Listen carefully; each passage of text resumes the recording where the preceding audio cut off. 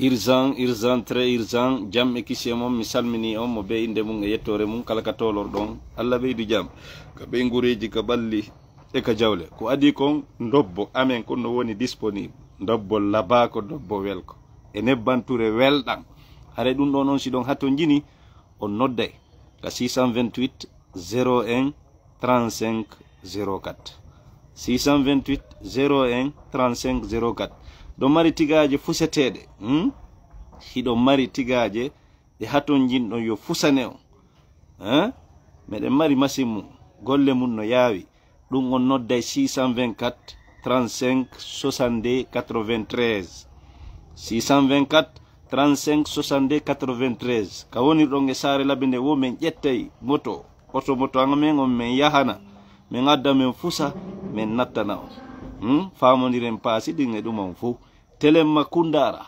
sambaylo ka wiyete ɗon saare ɓoyɗo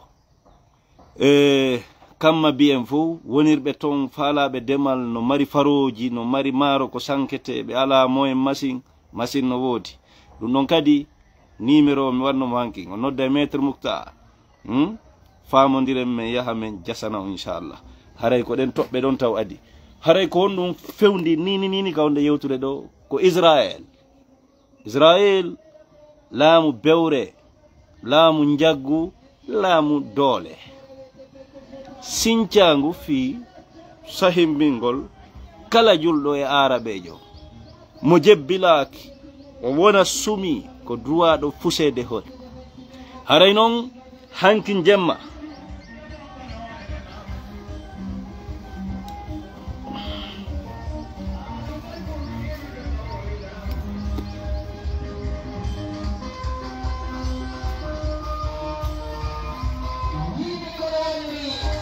joni e 10 000 o yeyi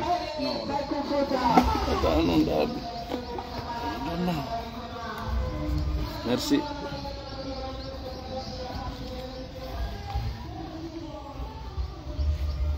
e haray ka nyalli ɗo Israel waɗi bewre sabu ko ɓe huwodira hanki jemma e bugande tiiɗuɗe e sawru musundu ndu Iran focci ɓe haray hande en plein média ko wiyete kon sonnajo julɗo tiggiɗo ha moƴƴi no feƴƴina kumpite ko fewndi hakkunde maɓɓe Israel ko ɗon Israel profiti liɓi bombe ka télévision nationale iranienne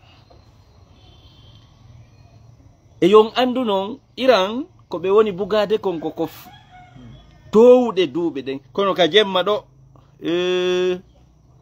jahimi e jahannama e hutama e sakara e laje e hawiya ɗi hande fu tewore Israel ka kikiɗe ɗo e hare Israel ɓe gayni panikade siɓɓe ɓe gayni mugede ɓe gayni wembade na ko ɓe habbino na ko ɓe miijino ɓe waɗuno e haqqille maɓɓe yiyandeji maɓɓe ko ɓe memata e nder leydi Iran ɗin ko kala ko yowiti e doole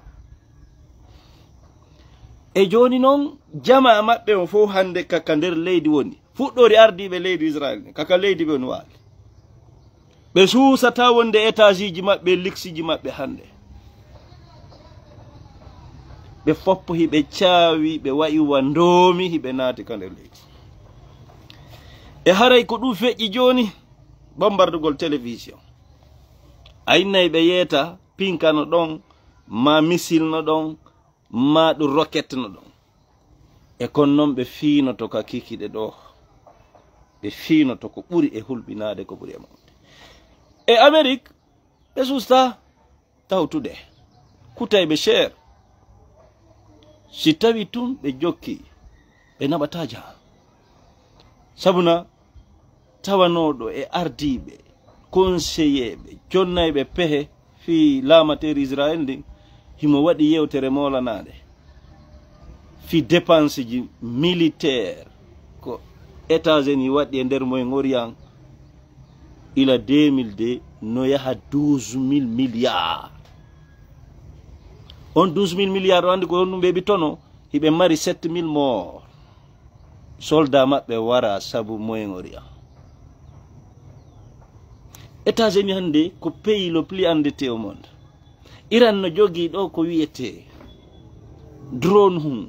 Ɗo andi ko jeli kon kutata. Ɗo andi ko jeli drone hum kon kutata. Kutata ɓuri $200,000. Si ɓe pukike kum fiyo Amérique ma Israël yo immi goɗɗum sunna kum fita ko yanu. Ɗo andi ɗum ko jelu $4 millions. E ɓeɗo ɓena piruduɓe siɓɓe. Ɓeɗa no moƴƴini piwoy koye ɓe bugoto e ɓeɗa ko $200,000 koye jarat. Ɓeɗa yo immi goɗɗum darto ɗum ɗon bonna ko $4 millions ko ɗum kutata.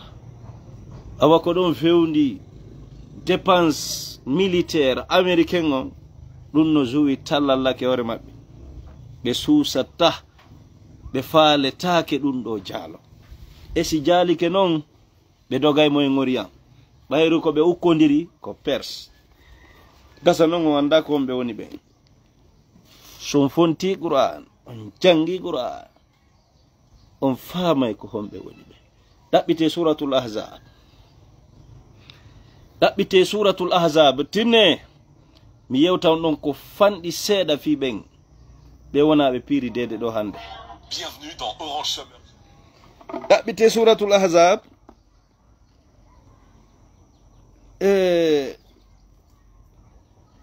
Voilà.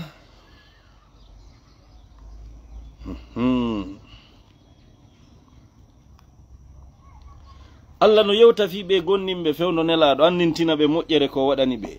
O wi ya ayyuhallazina amanu kono yo gonninɓe Allah e nelaɗo. Uzkuru andite ni'matallahi nemaji Allah alaykum ɗi o waɗe dow mon. Izi ja'atukum tuma nde arno on junudum koneli. Ko ɗum woni militaire, l'armée, bataillonji arabu fof waɗi coalition. Ko fokkiti ɗo ko niyo coalition ji waɗe contre Iran. Fewndo nelaɗo ɗum wanno so ganda. Coalition ji arabu, Quraish, e ko wona kamɓe fof e jifu e chrétien wanno coalition ɓenni mahim Madina.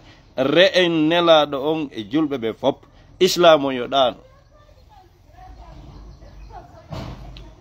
Ko ɗum Allah woni andintinde on nema.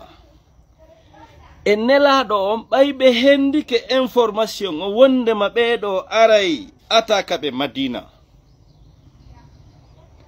Ene ko Allah cippino wahayu nelaɗo gerdu ni nelaɗo warru ni o oyi. Wallahi na Allah. Nelaɗo moɓuno sahaba en fou fi pehe. Comment on doit se défendre contre l'ennemi. E fewndo ɗo wahayno cippade. E fewndo ɗum waɗi wahayno cippade. Men fiyon non Allah kanko o arali o interveni. O jonni plan. O jonnali. Awa piijigo ko enen etoto. Ballal Allah ngal aray ɗum en dillina e sabuji ɗi. Nelaɗo moɓi sahaba en ko honɗum woni feere. Ɓe fokkiti argorre en ɗo. Tawino to wiyeteɗo Salman al-Farisi, Perse iranien.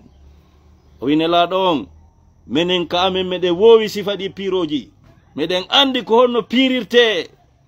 Meɗen andi sifadi attaque ji si fokkiti comment se défendre. O holli plan makko on. Nelaɗo on ƴetti. E Salman naw ha yo hendi ko stratège. O jonni. Nelaɗo wi waɗen ko Salman wi ko. Jasa. Ko gawi jasa. Iɗen andi ko mawɓe me yahanno oɗo kadi turban kansala. Iɗen andi ko gawi o jasuno fiwata goto wawa mo hewtude. Kono noon doole e cembe mawɓe men lumbuno hewtimo waɗimo kaɓɓol. Iɗen andi ɗum ko feƴƴi e leydi Guinée Bissau.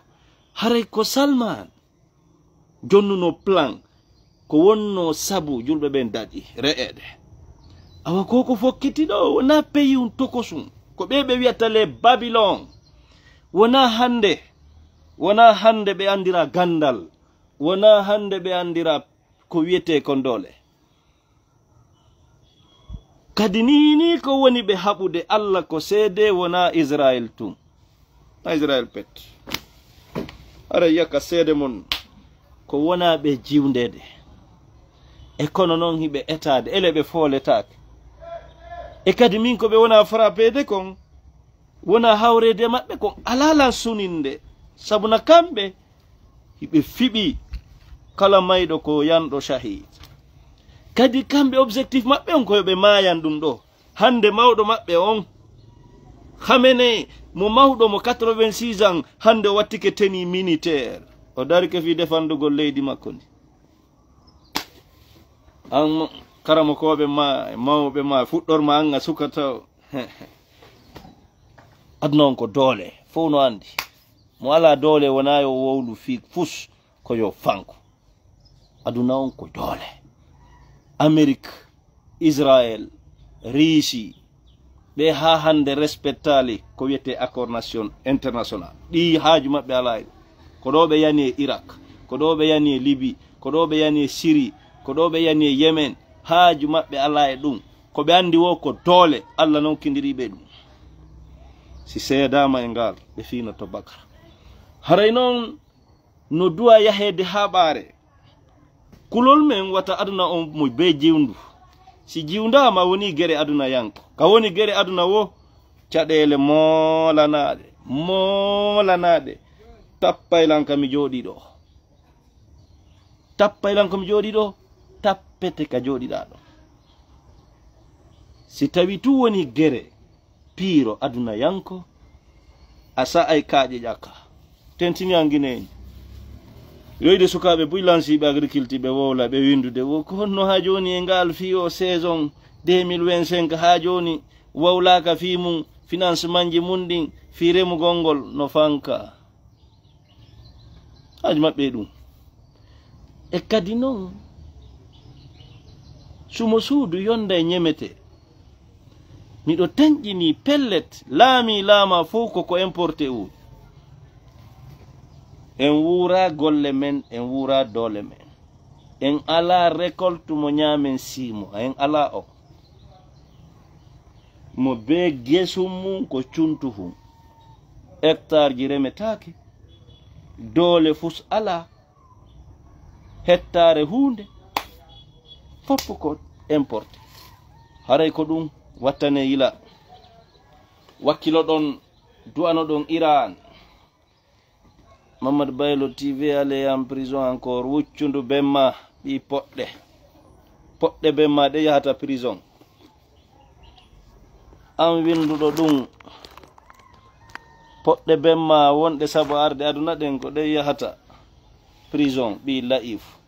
Haray ko ɗum waɗe commande ji mon ɗin meɗe wadde golle moƴƴe e bientôt on heɓiray lan ojji kadi labandi e condi ñama ku fewndi yoɗundi pellet ɗum e condi taku fiyo waɗu maafe toori tourbon ha on heɓiray lan ɗum ko neeɓa 1 kilo bien emballé avec giɗo taku giɗo ñamako étiquette ji moƴƴi e giɗo ojji fop on va bien fait soodon junjo soodon turbo soodon ñaamo. Aray ko ɗum fewndi ga gollugol en salmini on Allah ɓeydi jam.